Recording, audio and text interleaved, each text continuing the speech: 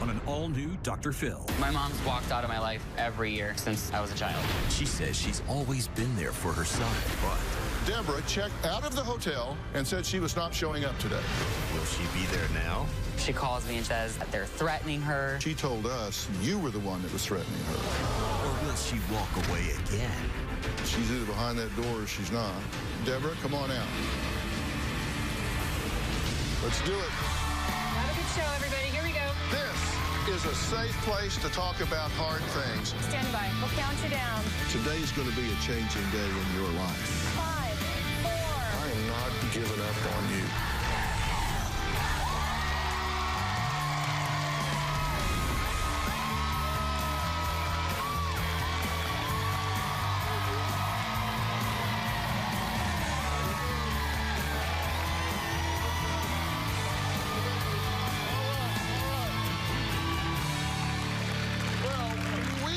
The saying, mother knows best, right? Well, not according to Cole, who claims his mother, Deborah, is a manipulative liar who has always chosen men over her children, abandoning him not once, but twice.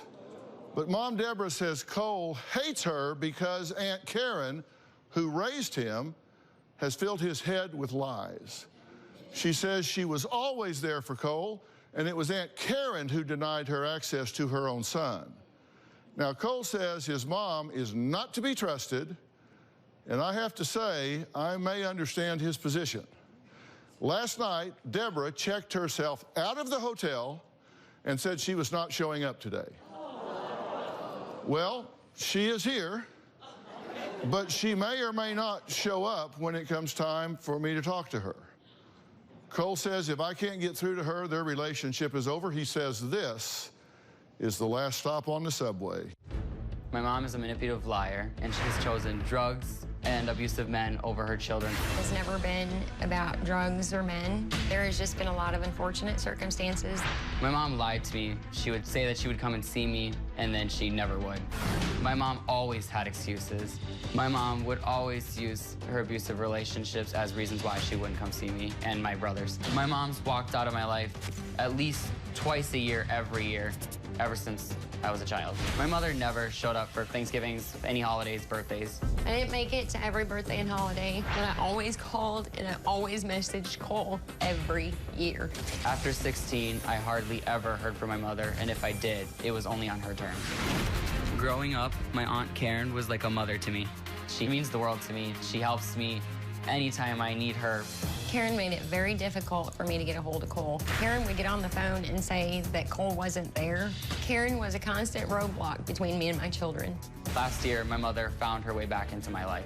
My mother called me and told me that her boyfriend choked her and crushed her esophagus. So it was our decision to relocate my mom back to Minnesota. My mom moved into my one-bedroom apartment. I talked to my boss and I got her a job. After a couple of months, she told me she was moving back in with her boyfriend. I felt like I was losing my mom again. I want to make it very clear that I did not move away from Cole to get back with an abusive ex. He knows that. If Dr. Phil can't get through to my mom, it's over. I'm done with her. Okay, well, I hate to hear that it's come to this. Why was Aunt Karen raising you to begin with? Why weren't you with your mother? From what I understand, my grandma, so my mom's mother, came and got me and brought me back to my dad and my aunt due to her living situation. And what was that living situation as far as you know? As far as I know, drugs, the guy she was with, abusive. And how old were you at this point? 2 to 3. Did your mother come and see you? Did she call? What was your connection with her during that time? Not for the beginning part. So up until I would say maybe age 10, it was very vague if she ever showed up. Well, that's 7 years. Yeah. She says she was a fine mother, that she was a present mother, that she visited multiple times a year, always cooked your favorite dinner, which was lobster and baked potato, that Karen put false ideas in your head about her as a mother, and that she blames Karen and your dad for brainwashing you. Okay, so she has showed up multiple times a year. for a day or two and gone. The lobster and shrimp, she made that once, and I cried. It was lobster and baked potato. Oh, lobster and baked potato. I cried because I watched the lobster die. I hid in the bathroom. Oh. You were tight with this lobster, or what? All right, now, Deborah says her love for her son is unconditional. But then why was she not in Cole's life? Let's hear what she has to say. My relationship with my son, Cole, is not good because he's angry with me.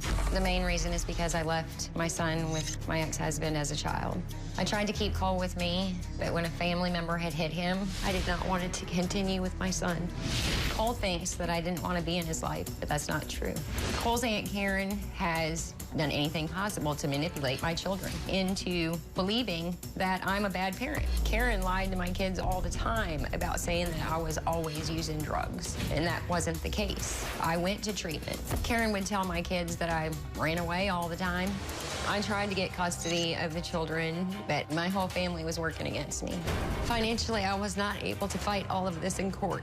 Cole told me that his childhood had been very difficult. Karen would drink, and she threatened the kids with foster care if they didn't behave. She's punched Cole in the stomach several times. Cole blames me for what he went through all these years because I left him. I am tired of all the fighting, tired of all the bickering. I want all of this to stop. What's your reaction? Not true. What's not true about it? My life there was difficult with my dad and my aunt, but if I would only have known what the present was going to be like, I wouldn't have pushed so hard to make it difficult. I pushed my dad and my aunt away. Because you had been told they were bad actors? Because I had told that they were bad. I believed anything that she had said, anything. Okay. Now, when we talked to her and she participated in the pre-interviews and everything, she had explanations for why she was what you refer to as an absentee mom, and here they are. She said she had an abusive boyfriend. She said the boyfriend won't let me. She said there was no money. It just simply couldn't get there travel-wise, gas money, car, what transportation. That there was nowhere to stay if she came, so it just wasn't practical. She said she tried calling every day, and the family made it very difficult for her to get on the phone with you, that the family brainwashed Cole into thinking she's a bad mom, didn't stand a chance to get custody. So there's no point in fighting because her living situation violated several of the major tenets that they look for in the fitness of a parent. Stable environment, financial stability, able to nurture and guide the child. She was blocked by the courts and the family. Family knew people in child services, so she said they had an inside track somehow. Didn't help because didn't know that you had problems. She didn't know it was difficult for you. And after Cole moved, she left and said she just couldn't pay the rent. So she really had no stable environment because she was on the fly. So that's why she says she didn't get involved with you. What do you say to that? She could have got involved. She could have came to Minnesota. She could have moved right down the street. She could have found a way to see us every day, even if it was me walking to the school bus. She could have found a way. And you think you deserve that? Yeah. You think your siblings deserve that? More than ever. Well, coming up, the woman who raised Cole is here, and she says she'll do anything to protect Cole from Deborah. We're going to meet her and find out what she has to say next, because she was an adult on the scene, interacting with the mother and with the child. We'll find out what she has to say.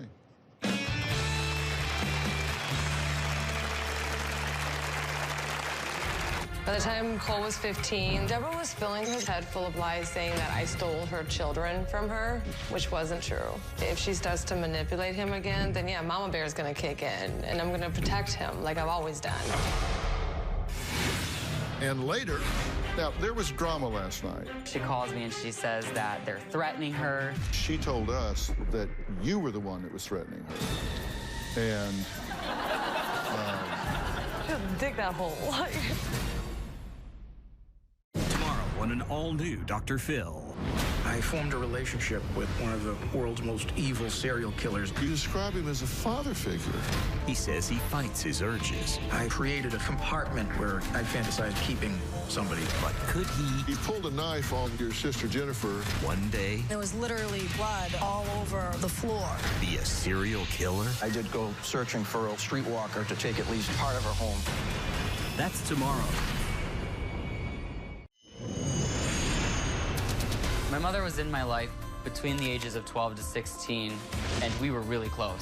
I thought if I fought hard enough, she would never abandon me again. She convinced me that my Aunt Karen and my dad were keeping me from her. When I was growing up, my mom would tell me things to get me to purposely attack her or my father. I believed everything my mom told me. I really acted out towards my aunt and my father. I would tell them, I don't care about you, I don't love you, I don't want you in my life, I don't need you in my life. My Aunt Karen was really protecting me from being hurt. Well, Cole has emailed me multiple times. Sorry. No, that's okay. Since his mother, Deborah, abandoned him as a little boy, and once again in 2016. Now, Cole says Deborah has disappointed him more times than he can count after claiming that she would stick around. Say, I'm going to be there, I'm going to be there, and then not. Cole now regrets being upset with his Aunt Karen for warning him about his mother, because he thought she was just trying to poison his mind.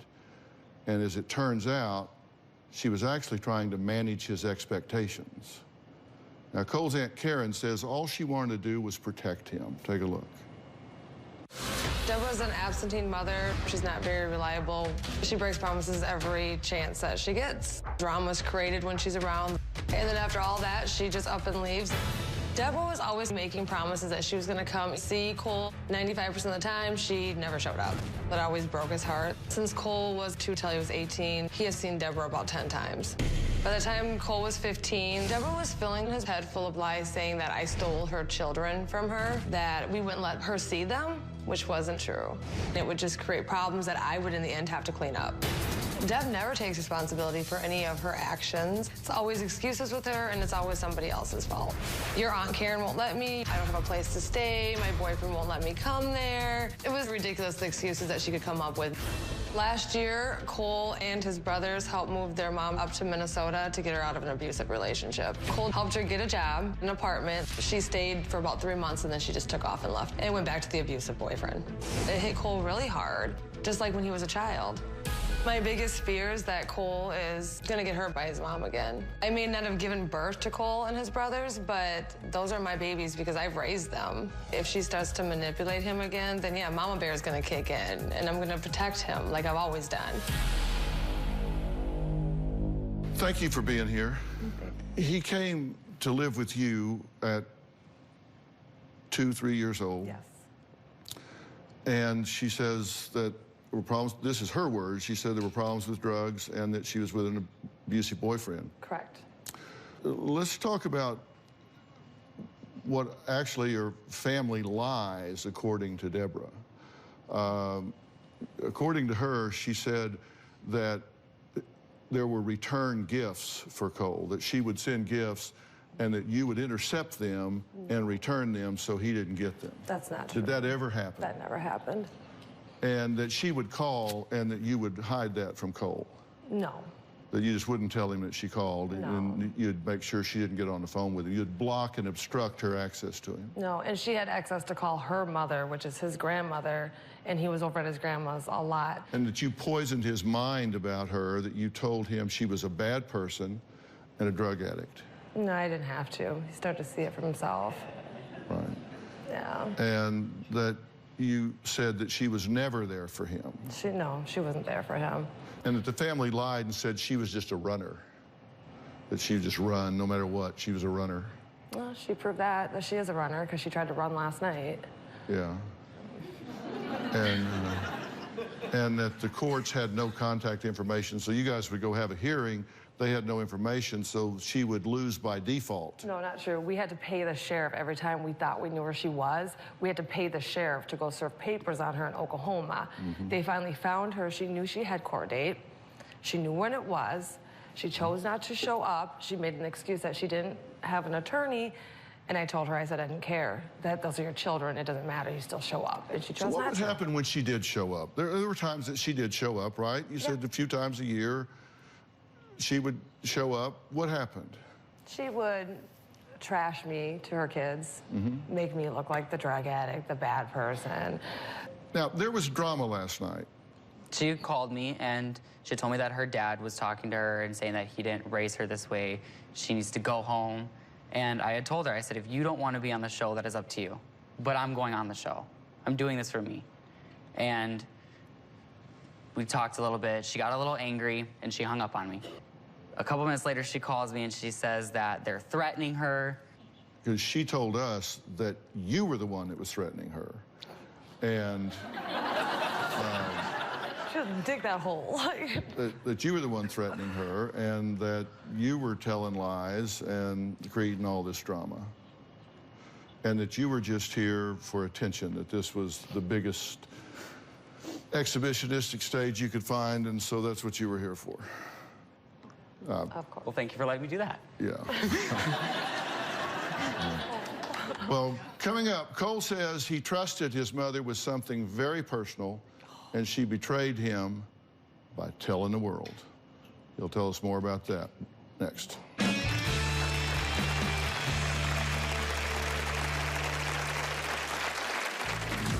I made her promise not to tell anyone, I never told anybody about it. Everybody knew before I did. but she went behind my back and she told everybody. And it just blew up from there. You confided in her something very, very sensitive, and she took that from you. Yep. And you want to confront her. So she's either behind that door or she's not. Deborah, come on out.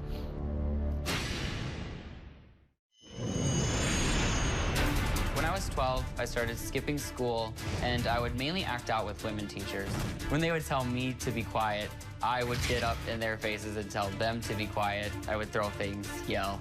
I didn't realize why I was being such a jerk to women until I realized later in my life it was because I had no relationship with my mother. I was acting out against any women with authority. Cole emailed me asking me to help put all of the issues he has with his mother on the table. He says he always wanted her love, but all she did was disappoint him by disappearing for months at a time. But his mother, Deborah, says Cole was brainwashed by other family members, brainwashed to dislike her, to believe that she didn't love him, that she wasn't interested, that she was a bad mother. Cole says he once believed and trusted his mother, but he's not buying it anymore after Deborah broke his trust when she made his personal business very, very public. I first thought that Cole might be gay when he was 17. My mom and I talked about it. My mom tried to tell me that it was a phase, that she experimented before, but I knew I was gay. He did ask me if I was mad, and I said, no, absolutely not. I'll love you no matter what. I think she was disappointed because the first thing she said to me was I wanted grandchildren. I could still give her grandchildren. I made her promise not to tell anyone. I never told anybody about it. Everybody knew before I did that he was gay. I think he's bisexual, though. She went behind my back and she told everybody. Friends, her sister, who had told her child, who had told her best friend, and it just blew up from there. It's not okay for people to tell other people that I'm gay until I come out as gay. I wanted to tell people when I was ready, and my mother took that away from me.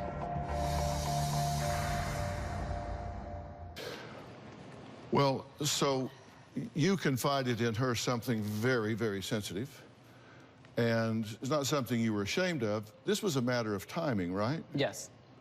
And she took that from you. Yep. And your grandmother didn't handle it well. No. And you didn't have a chance to talk her through that, and you felt violated. But that was consistent. I mean, this is what your aunt had been telling you all along, that this didn't shock you. No. You would have counseled him not to confide. Mm-hmm. Well, I have two things to say about that. One is, I'm very, very sorry. Thank you.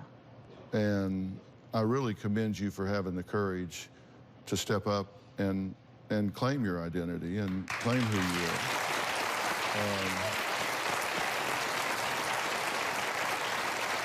And then for somebody to take that truth and that courage and crumple that up and throw it away is just horrible. I hate that for you, but I'm proud that you've accommodated to it. Thank you. Well, the woman we're talking about is his mother, and you want to confront her. So she's either behind that door or she's not. Deborah, come on out.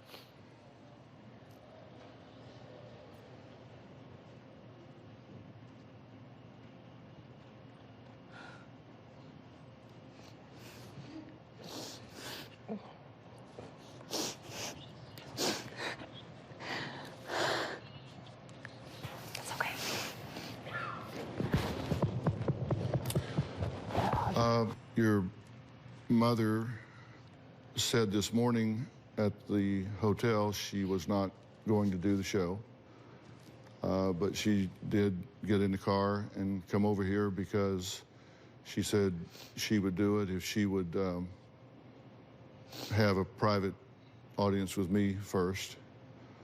I'm sorry, but not one time in 16 years have I ever talked to a guest off camera. I don't do that for a variety of reasons. And I sure as hell not going to start with her.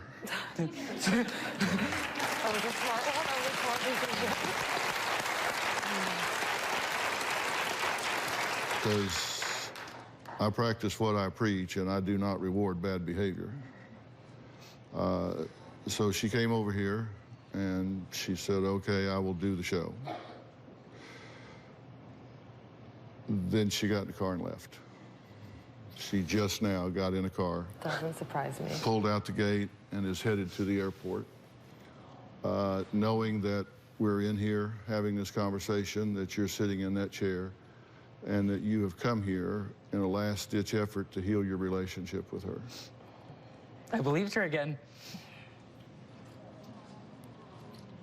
I thought she'd be there. I can help you better with what we're getting ready to talk about than I could by coercing her, cajoling her, convincing her. You know, I feel like I could talk a statue into sitting down. But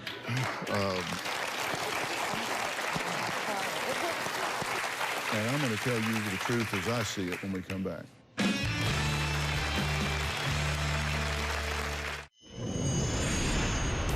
Cole does have some serious issues. I think that Deborah owes him an apology without always having a but at the end of it and pushing blame on someone else. Cole is missing something in his life, and I feel that with Deb giving him a sincere apology, it'll help Cole move forward. My hope is that she can sincerely apologize and be a mother for the first time in her life. I don't feel Deborah's ever going to change. I hope that Dr. Phil can help Cole see this, that sometimes certain people just shouldn't be in your life. Cole says that, of course, it breaks his heart that his mother's not sitting right here, but you're not shocked. This is what I'm used to. It is what you're used to.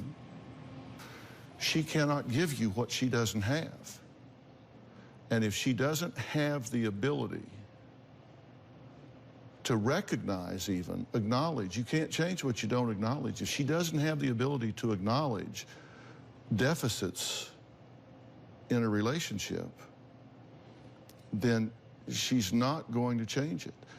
And there comes a point where you have to say, I'm going to stop sitting here waiting for her to change and give me what I want, give me what I need.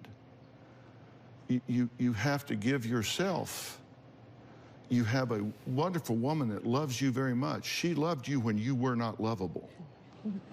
She loved you when you were a little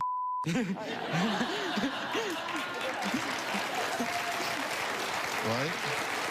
Yeah. She loved you when you were hating on her for protecting you. And she loved you right through that. You are blessed to have a family that loves you. And you're not blessed with your relationship with your mother. And I don't know what she would say. Let me speak in her behalf. These are all allegations. She denies every bit of this. She says there's a different truth. There's a completely other side to this, that she is completely misunderstood, that you're lying about her, you're misinterpreting her. This whole thing is just a spin factory, and that's not true, and she denies all that. So just to make the record balanced, these are all allegations, and she denies them fully. Now, having said that, you need to move on. And here's what I want you to do. You have to prepare yourself with an open heart. Not a black heart, not a closed heart, not a bitter heart, not a heart filled with hatred. You prepare yourself with an open heart. And if she ever comes to you, then your heart is open. But peace at any price is no peace at all. If you make peace with her by pretending she isn't who you believe she is, by pretending the history is not what it is, by lying to yourself, that's no peace. Just have an open heart, and if she ever comes to you in earnest, watch her like a hawk. Take it a day at a time, a step at a time. That's all you can do. You can just get new data. The best predictor of future behavior is relevant past behavior. So the best prediction of what she's going to do over the next 20 years is what she's done over the last 20 years. And that's the truth of it. I wish I could tell you something different, but I'm telling you the truth. Yeah. Okay? Yes. All right. All right. All right, coming up, we're going to talk to a mother who wants a better relationship with her daughter. Exactly the reverse. Here we have a son that wants a better relationship with his mother. In a minute, I'm going to talk to a mother who wants a better relationship with her daughter. And she is here. She says her daughter needs to take her advice, get back in shape, get off the couch, clean up the house, stop being unmotivated and a lazy mess. We'll talk to them after the break. Kendra is a lazy mom. She is over 200 pounds and she's only 5'1". Kendra has lived here for 6 months. She still doesn't have a job. I go over to Kendra's apartment and the apartment is just a big mess. Stuff kind of all over the floor.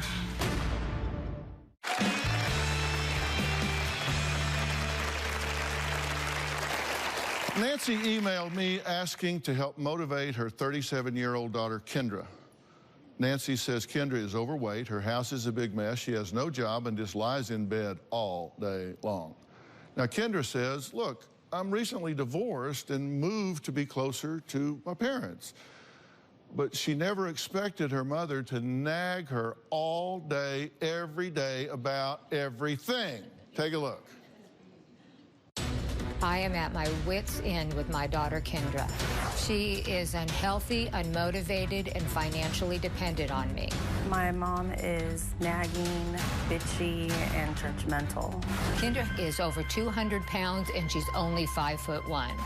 Kendra has lived here for 6 months. She still doesn't have a job. In fact, she hasn't worked for about a year.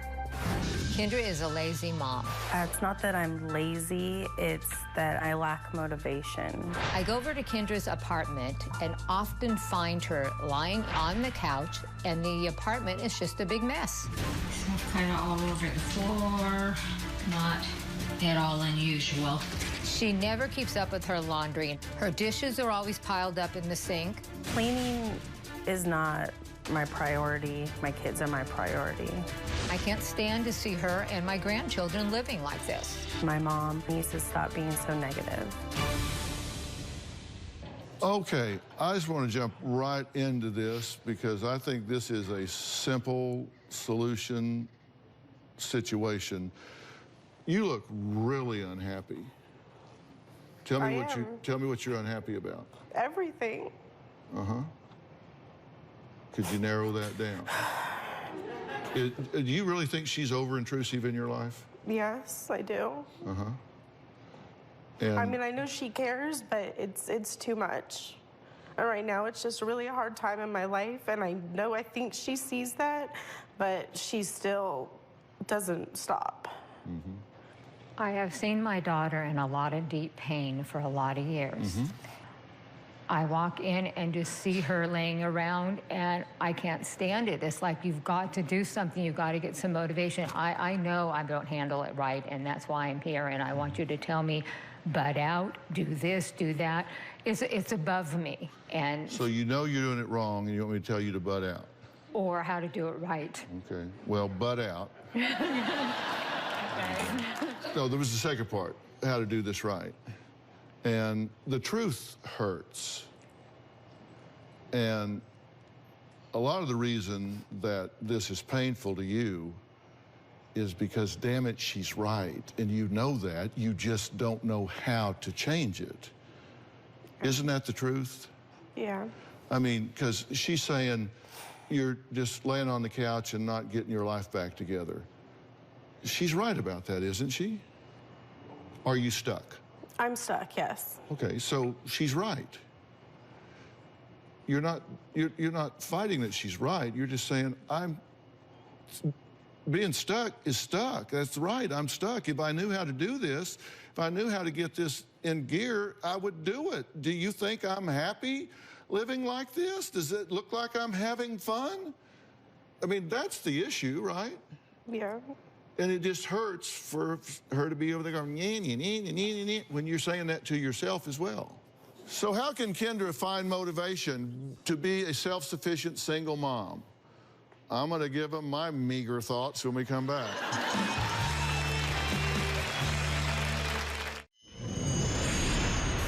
I don't date the kind of guys my mom wants me to date.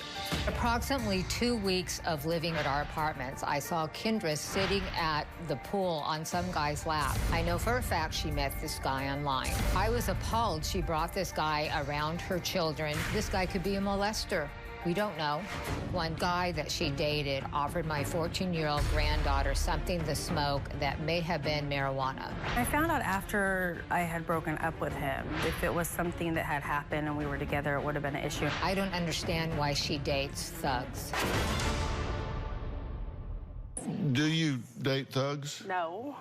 That was too strong a word, I'm going to admit. Okay. Forget about what Mom wants. What do you want? Well, I'd like to have a decent job to help support my kids better. Sure. All right, what else? I need to resolve the issues I have with my dad. Okay. Do you see him very often? I haven't seen him in probably 5 years. And so you would want some help with that? Yes, I would. Okay. What else in your personal life? Lose some weight. Are you lonely? Yes. Tell me about the loneliness in your life. I mean, I have my kids, but it's not the same. Of course, you love your kids and you Of have course. them, Yeah. but you want to go out with somebody that you don't have to cut their meat, right? Right. Yeah.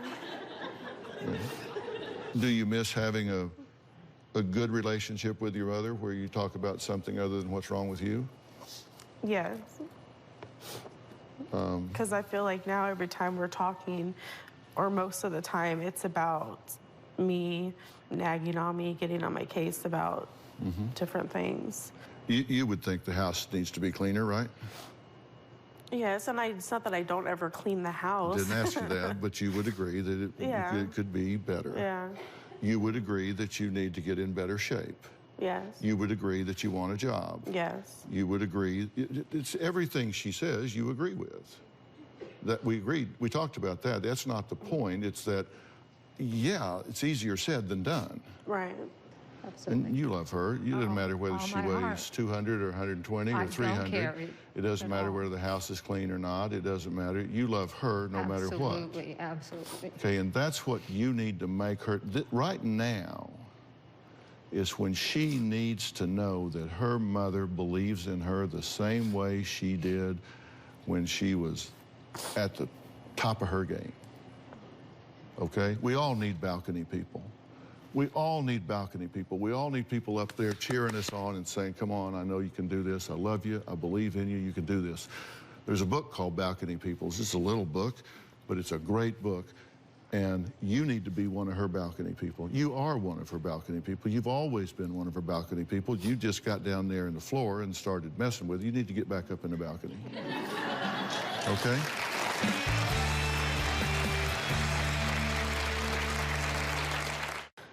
Really, you've gone through some trauma in your life. You've gone through a divorce. You don't have a job now. You're just like, how am I ever going to get out of this? And then you let yourself get out of shape so you don't have energy. Right? Because how much do you think you're overweight? Maybe like 75 pounds. Okay, that's about the weight of a recliner. Okay, so it's like you're going through life with a recliner on your back. Wouldn't that be tiring? Yeah. I'm going to get you a couple of things. Okay? I'm going to get you an individual therapist that is going to help you unravel some of this stuff, and I suspect they're going to start with your self-esteem issues and deal with your issues with your dad. And then I'm going to get you a trainer and a nutritionist, and you're going to get off the couch and on the treadmill.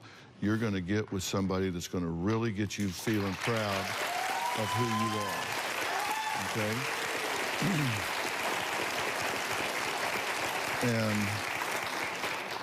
And I'm going to get somebody. You don't have to be a good athlete. You just need to do this. I'm going to give you my book, 20/20 Diet. And I just had a woman on here yesterday, lost 80 pounds in less than a year and looked like $1 million. And I'm going to make her your new pen pal. Then I'm going to hook you up with the best headhunter in the country. I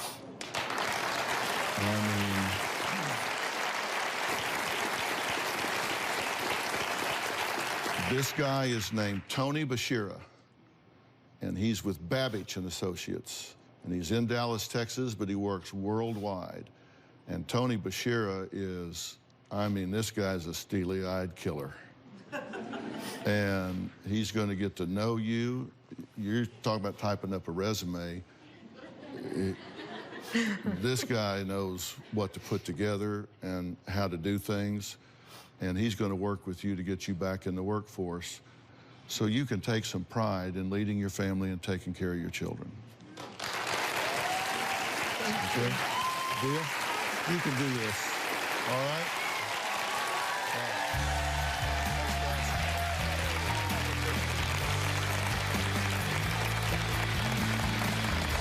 Okay. Robin has made a mission statement in her life about taking care of yourself so you can take care of others. So pamper this audience for me. Oh, I would love to. I actually have 2 products in mind today that I want to give everyone.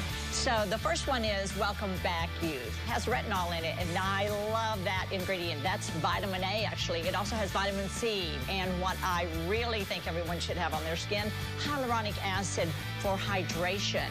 It helps tighten the skin while giving it a healthy glow. This is one you want to use nightly, and when you start, use it really just once a week.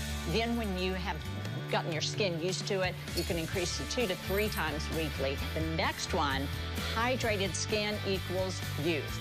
It helps to unclog pores while helping your skin to naturally exfoliate and then to absorb the moisture for younger looking complexion.